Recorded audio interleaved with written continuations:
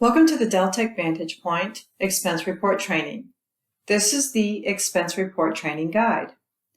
In Contents on page 3, you will find an Expense Report Training video link. Additionally, the Expense Report portion of the guide provides you with a step-by-step tutorial. Expense Report Best Practices. An individual expense report must be created per project. Your name is to be on all supporting documents and receipts that are billable to the client.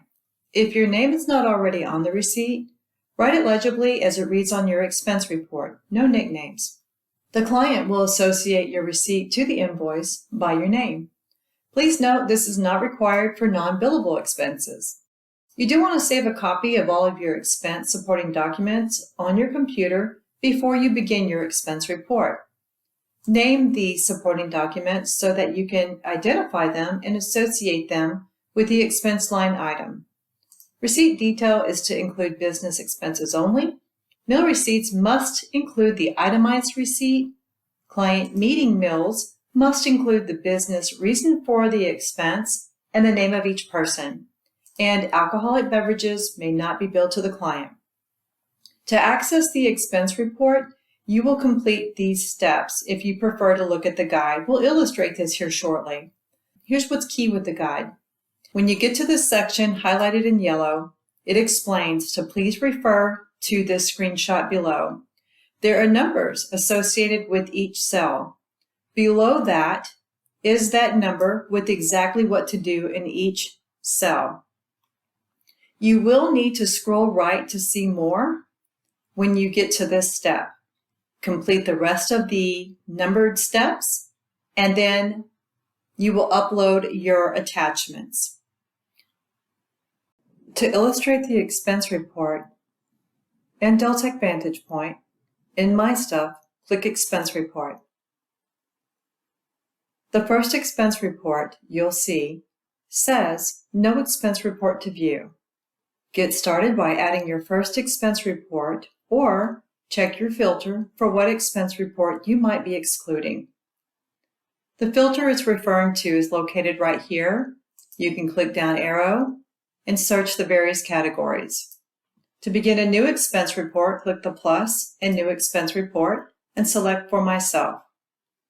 The expense report screen displays. In Report Name, if you are entering an expense to a client billable project, please bypass the report name until later when we add our line item information. If your expense is an overhead expense, non-billable, you can add your report name now. In this illustration, we will enter a couple of expenses to a client billable project. So we're going to bypass this for now. In the report date, click in Calendar, select the current Saturday of the work week. Next, in the line item, we have several columns: date, category, description, detail, company paid, amount, project, project name, phase, phase name. Scroll right, department, department name, bill, and receipt. These columns, some of them can be customized. To do so, click the grid settings icon. And the columns in gray cannot be customized, but the columns in white can. You also can expand the view by clicking the maximize icon, and if you click the hamburger icon in the upper left-hand corner. To get started, we will work out of default view for this illustration. In date, click the calendar and select the date of the receipt. In category, click down arrow. There are several categories. Please familiarize yourself with them. And please note, you will also see here cell, mileage, and telephone. This is not where these get entered. Those expenses get entered on the Units tab in Timesheet. So for this illustration, I will enter some courthouse copies, and then I will also enter courthouse parking. So for copies, we'll select Printing and Reproduction. The expense report pop-up displays. Please select No Thanks unless you are entering a business meal expense. That's when you would select Enter Detail Now. So we will select No Thanks. In description, type your description. Bypass detail. By default, company paid is unchecked. Please do not override this. In amount, type the dollar amount of your receipt. In project, click down arrow and select your project. Project name autofills. In phase, click down arrow and select your phase. Scroll right, phase name autofills, and in department, select down arrow and select your department. In this illustration, I'll select Field for a project employee. The department name autofills, and by default, bill is checked. In receipt column, click the attached icon to upload your receipt. In associated documents, it says drag and drop your files to upload or select Files to upload.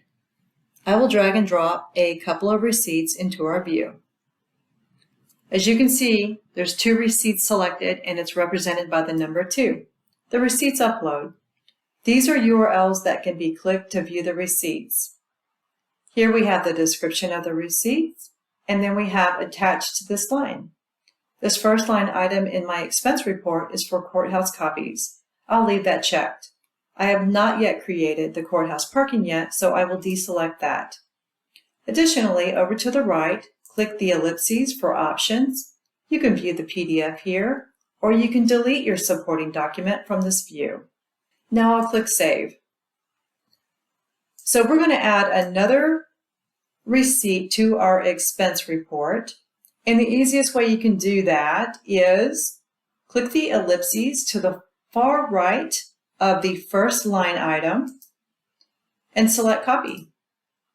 Every single thing copies down with the exception of the amount.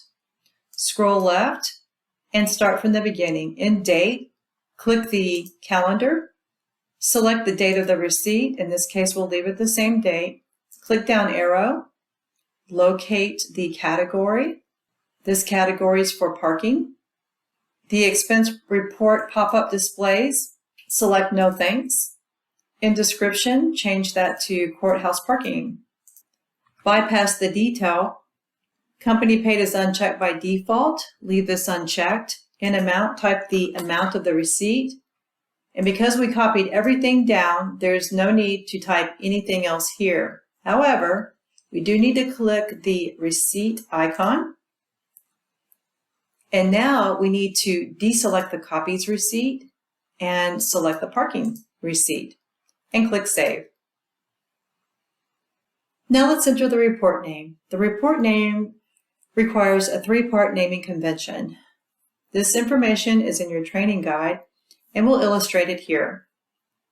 The first part of the name is the project number in the project column. So click in the cell, the whole thing highlights blue. Right-click, copy. In report name, right-click and select Paste. Then dash. Next part of the name is last name, first initial, dash. And then the last part of our name is the report date, which is the current Saturday of the work week. Now that we've given the expense report its name, let's click Save. If this expense report includes non-billable expenses, overhead expenses, you will then submit the expense report and enter your password. For expense reports that include billable expenses for client projects, we'll complete an additional step. In Other Actions, select Print Expense Report.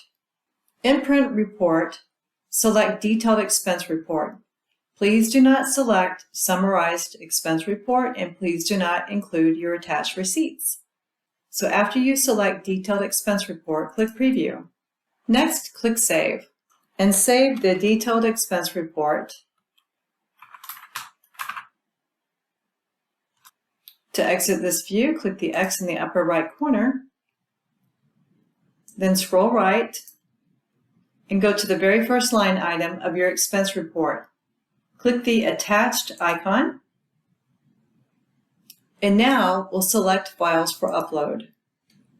Upload the detailed expense report and select Open. And now in associated documents, we have the courthouse copies checked. And then we also have the detailed expense report. Next, click Save. Next, click Save in the upper right-hand corner.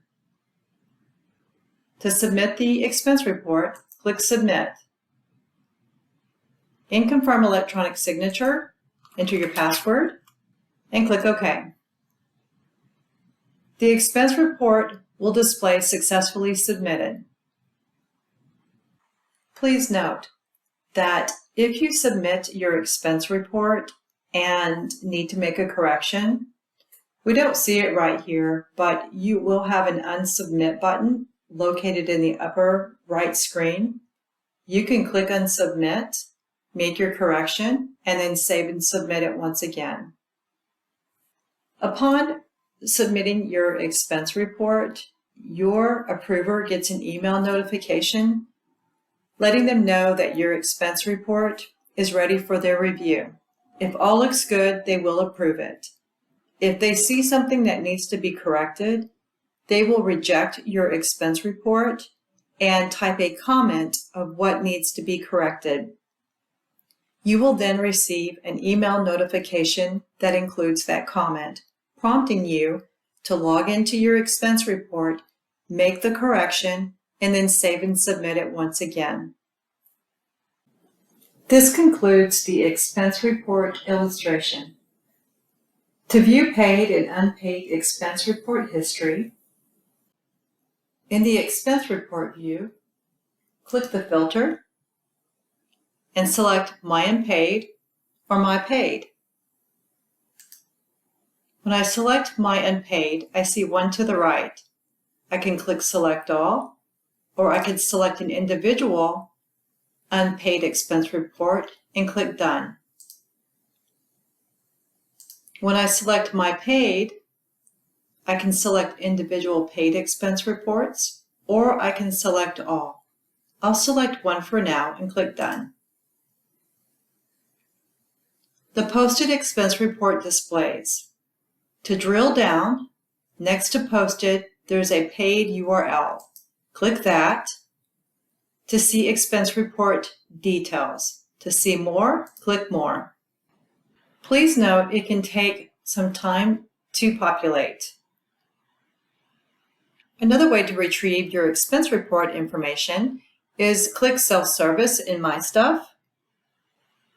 In Expense Payments, click the payment number, it's a blue URL, to display payment details.